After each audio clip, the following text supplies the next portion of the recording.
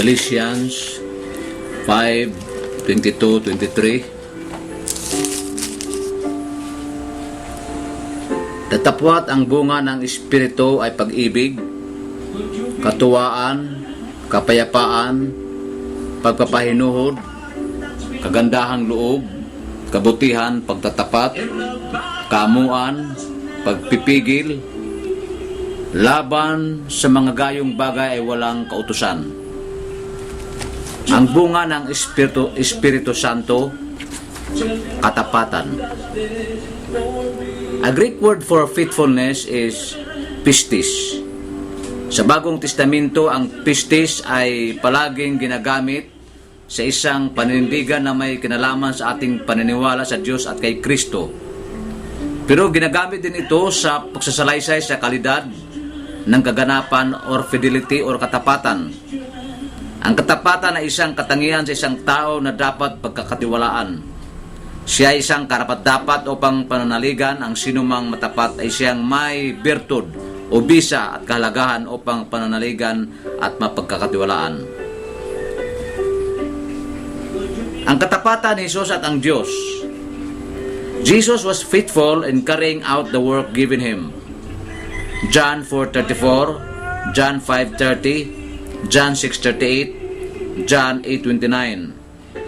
He is also faithful in the role of being our high priest. Hebrews 2:17-18. Jesus Christ was faithful because he understands our weaknesses. Hebrews 4:14-15. He is faithful because he richly supplies us with the grace and mercy. Hebrews 4:16. Ang katapatan ng Diyos, God has always been known as a God of faithfulness. Deuteronomy 7:9.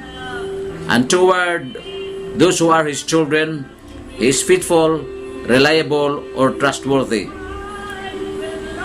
Not to allow us to be tempted beyond that we are able to bear. 1 Corinthians 10:13. God is faithful to protect us from the evil one. 2 Thessalonians 3:3. And God complete His work of salvation in us. 1 Thessalonians 5:23-24. Mga bahagi na kung saan tayo ay kailangan ang malawak at malalim na katapatan. We need to be more faithful to God and Christ in the way we use our talent, abilities, and opportunities. Matthew 25:2. Too often people are like the one talent man burying their talent. This greatly displeases the Lord. Matthew 25:24-26. We begin by being faithful in the small things. Luke 16:10. We need to be faithful in the church. The family of God always has need of people who are truly faithful or reliable and loyal. Lack of faithfulness to God's people can be seen in several ways. Forsaking the assembling of ourselves together, Hebrews 10:24-25. Lack of participation in the family life of the church. Neglecting opportunities to learn and grow together in God's Word. Leaving it to others to carry out the work of the church. Not concerned about the welfare of your brothers and sisters in Christ. We need to be more faithful to our families.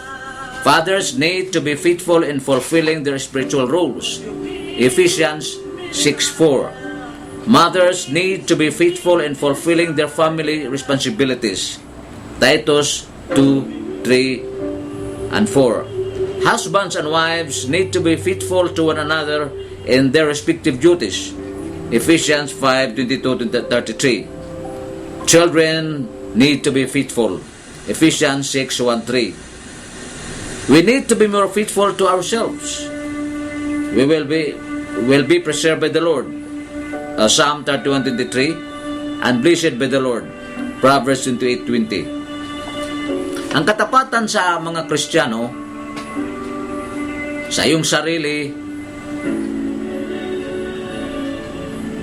at saka yung faithfulness mo sa buong pamilya, sa mga kaibigan, lalong-lalo na sa Diyos at sa Iglesia, ay kailangan ito sapagkat madali malalaman, madali obserbahan kung ikaw ay talagang hindi faithful.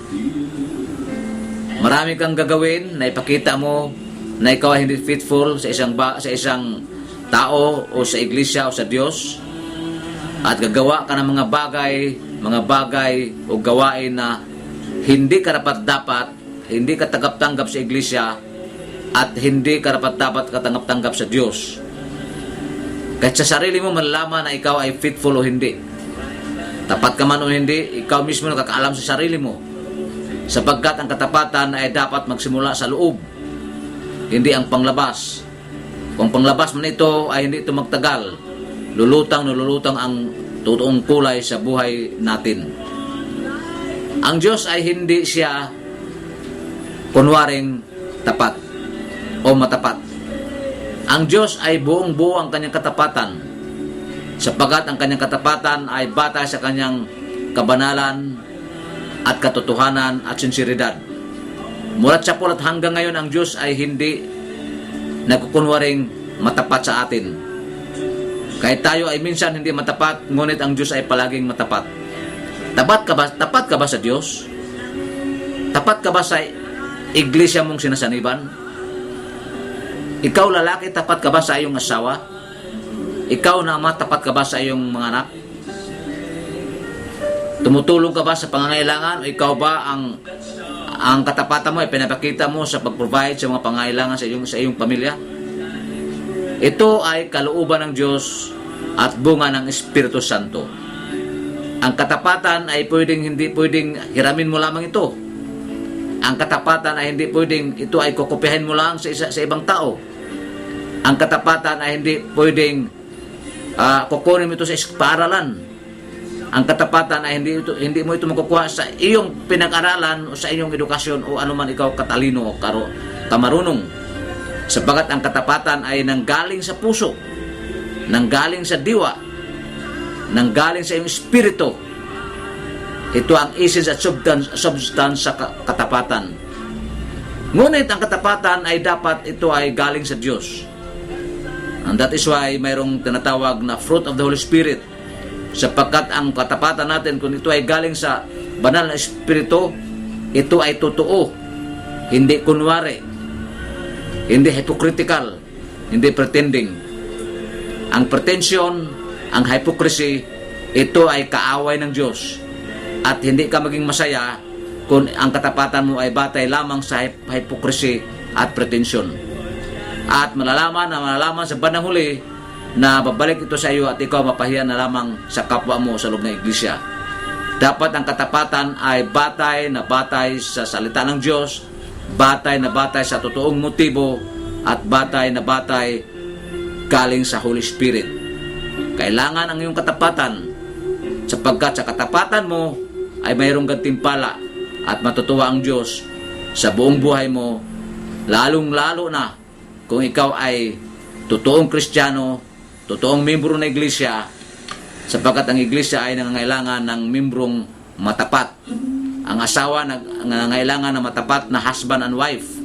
Ang mga anak ay nangangailangan ng matapat na kanilang magulang at ama o ina.